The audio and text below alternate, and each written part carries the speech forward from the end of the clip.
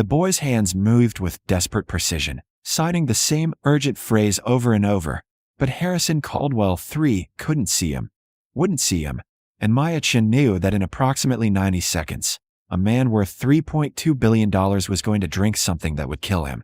For hours earlier, Aurelius occupied the 62nd floor of Chicago's Vista Tower, where the reservation list stretched 22 months into the future, and the average dinner cost what most Americans earned in a week. The dining room was a study in calculated opulence. Hand-blown Venetian glass chandeliers cast amber light across white marble floors veined with gold, while floor-to-ceiling windows framed Lake Michigan's twilight waters like a living painting. The air carried the scent of white truffles, dry-aged beef, and the particular silence that only extreme wealth could purchase.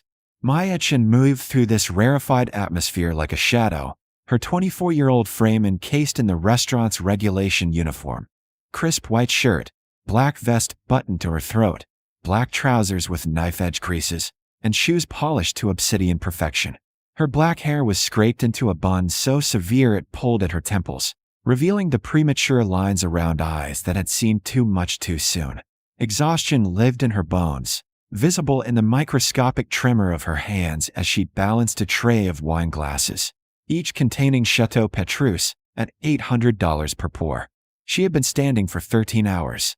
Her shift had started at 9 that morning and wouldn't end until midnight. Tomorrow, she would do it again. The day after that, the same.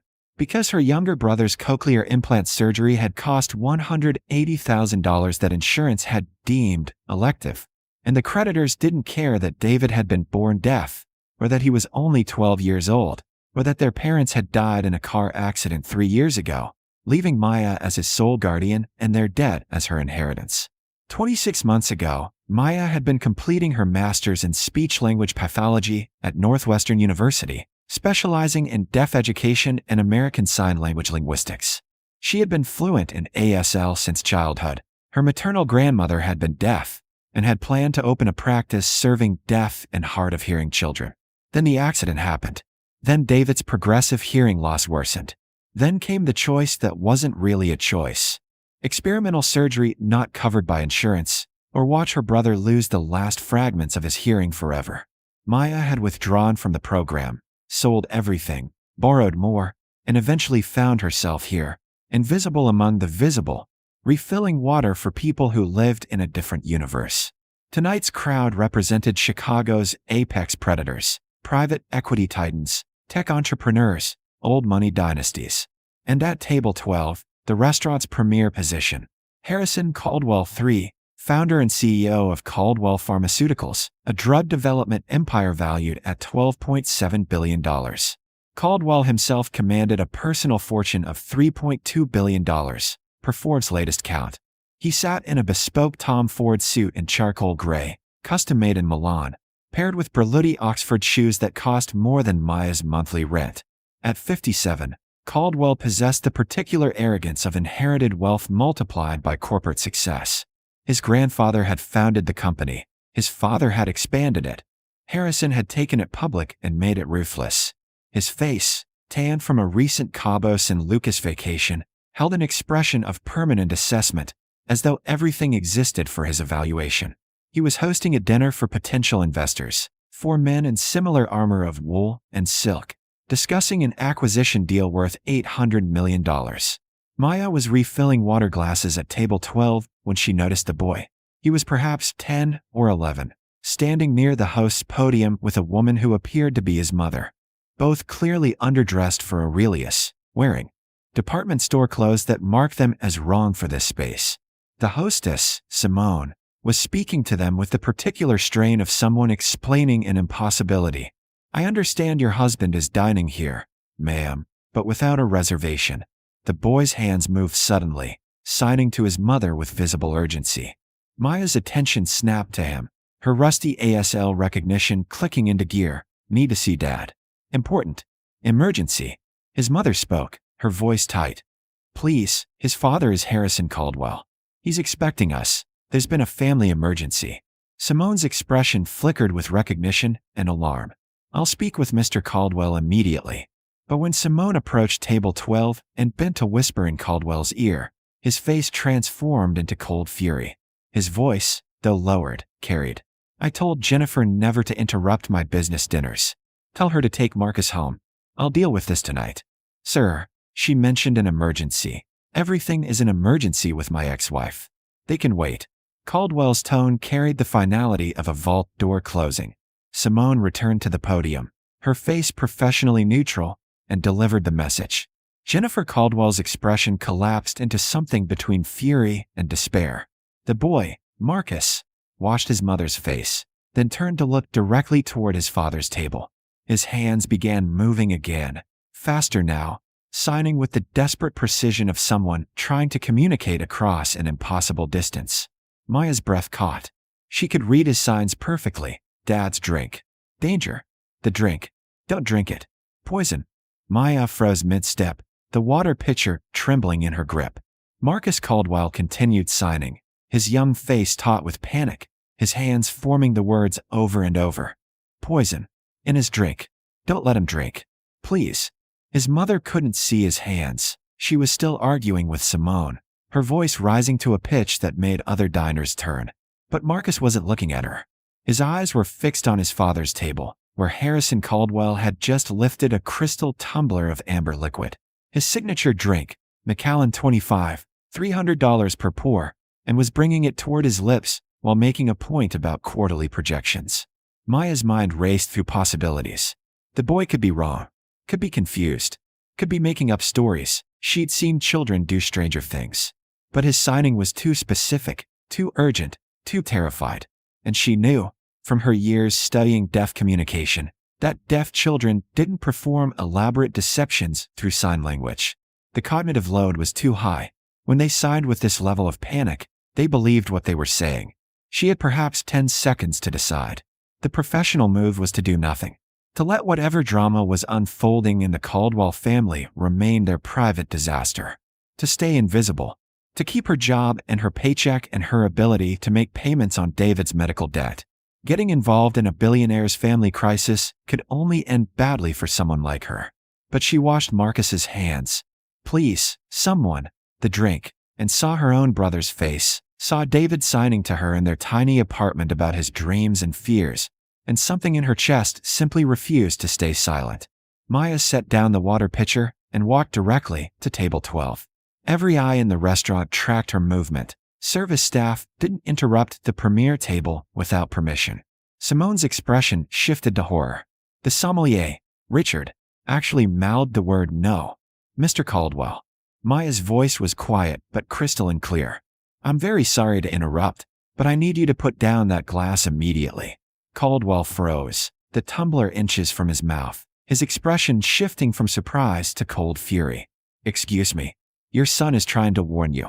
He's signing that your drink has been poisoned. He's been trying to tell you for the past 3 minutes. The silence that fell over the dining room was absolute. Caldwell's investors stared. Nearby tables craned to see. Simone looked ready to faint. Caldwell's face darkened to a dangerous red. My son is deaf, not telepathic. And he's at home with his mother, or should be. As for you, you're fired. Richard, remove her.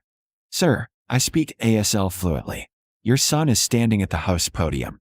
He's been signing poison and danger and begging someone to warn you about your drink. He can see you from there. Maya pointed. If you look, you'll see him signing right now. Caldwell turned, saw Marcus, and his expression flickered with something that might have been recognition or guilt before hardening again. My son has an overactive imagination and a flair for drama, like his mother. This is a stunt to disrupt my dinner. Now leave before I have security. Marcus's hands moved in sharp, desperate gestures. Maya translated without being asked, her voice cutting through Caldwell's threat. He's saying, Uncle Robert. This morning. Saw him. Put something in the bottle. In your study. The Macallan bottle. Please, Dad. Caldwell's face went from red to white.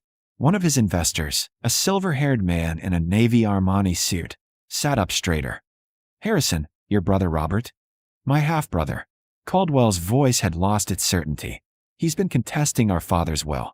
Claims I manipulated the old man into cutting him out. But Robert wouldn't. This is absurd. He lifted the glass again, though his hand wasn't quite steady. Maya stepped closer, her heart hammering. Mr. Caldwell, your son is terrified. He's 11 years old, and he's signing like his life depends on this message. Getting through. Maybe he's wrong. Maybe he misunderstood what he saw. But what if he didn't? The restaurant held its collective breath. Caldwell stared at the amber liquid in his glass, then at his son, then back at the glass. His jaw worked. Pride and doubt warred across his features. Finally, he set the tumbler down with excessive care. Marcus, come here. Jennifer Caldwell and Marcus crossed the dining room, the mother stiff with defiance, the boy moving with cautious hope. When they reached the table, Marcus's hands began moving rapidly, and Maya translated. He says he came to your house this morning to leave a birthday card. Your birthday is next week. He used the key you gave him. He saw Uncle Robert in your study, doing something to a bottle on the bar cart. When Robert saw him, he looked scared, then angry. He told Marcus to leave and never tell anyone he'd been there. Marcus was too frightened to say anything, but when his mom mentioned you were dining here tonight, that you'd be drinking Macallan after your meeting, he knew he had to warn you. Caldwell's face had gone gray. He looked at the tumbler as though it were a snake. One of his investors pulled out his phone. Harrison, I'm calling the police. And we should get that drink tested. If there's even a chance, Robert's obsessed with the company. Another investor said quietly. If you died before the will contest concluded, and if he could prove undue influence, he'd have a shot at controlling your shares. Harrison Caldwell sat frozen, staring at his son's face as though seeing him for the first time. Around them, the restaurant had erupted into motion. Richard the sommelier was carefully securing the tumbler in a wine preservation bag while someone else photographed it. Simone was on the phone with the police. Nearby diners whispered furiously. But at table 12, father and son existed in a bubble of silence. Marcus's hands moved again, slower now, and Maya translated. I'm sorry I interrupted your dinner, Dad. I know you don't like it when we bother you at work, but I couldn't let you drink it. I couldn't. Caldwell's face crumpled. For a moment, he looked like he might shatter. Then he stood abruptly, knocking his chair back, and crossed the distance to his son in 2 strides. He dropped to his knees, a billionaire in a Tom Ford suit kneeling on marble floor, and pulled Marcus into his arms with a desperation that made several women at nearby tables cry. You saved my life, Caldwell's voice broke. You saved my life, and I almost sent you away. Jennifer Caldwell stood rigid, her expression caught between vindication and old grief. When Caldwell looked up at her, his face was wet. I'm sorry. God, Jennifer, I'm so sorry. For tonight. For the last 3 years. For making you and Marcus feel like you were interruptions instead of, his voice failed. Maya stepped back, trying to retreat into invisibility, but Caldwell's hand shot out and caught her wrist gently. Wait, you. What's her name? Maya Chen, sir. You speak ASL. Where did you learn? The words came out mechanical, practiced. I was completing my master's in speech-language pathology at Northwestern, specializing in deaf education. My grandmother was deaf. I withdrew from the program 2 years ago when my brother needed cochlear implant surgery. The cost was $180,000. I made a choice.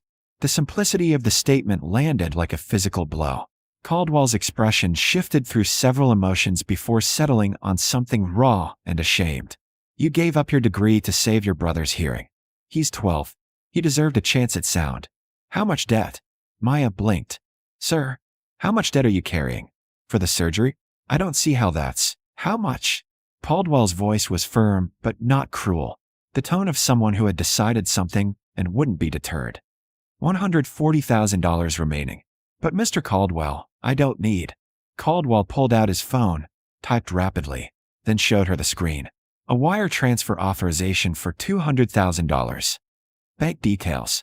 Now, the extra $60,000 is for what you lost withdrawing from Northwestern, tuition, opportunity cost, whatever. Consider it payment for saving my life and having the courage to intervene when everyone else would have let me die rather than risk their job. I can't accept. You can. His voice was steel now. Because in about 10 minutes, the police will arrive and this restaurant will become a crime scene, and you'll be a key witness. You'll spend hours giving statements. You'll probably have to testify when they arrest my brother. Your employer will almost certainly fire you for creating a scene, no matter that you saved a customer's life. So yes, you can accept this, because you've already paid the price. Richard the sommelier appeared at Maya's elbow, his expression pained.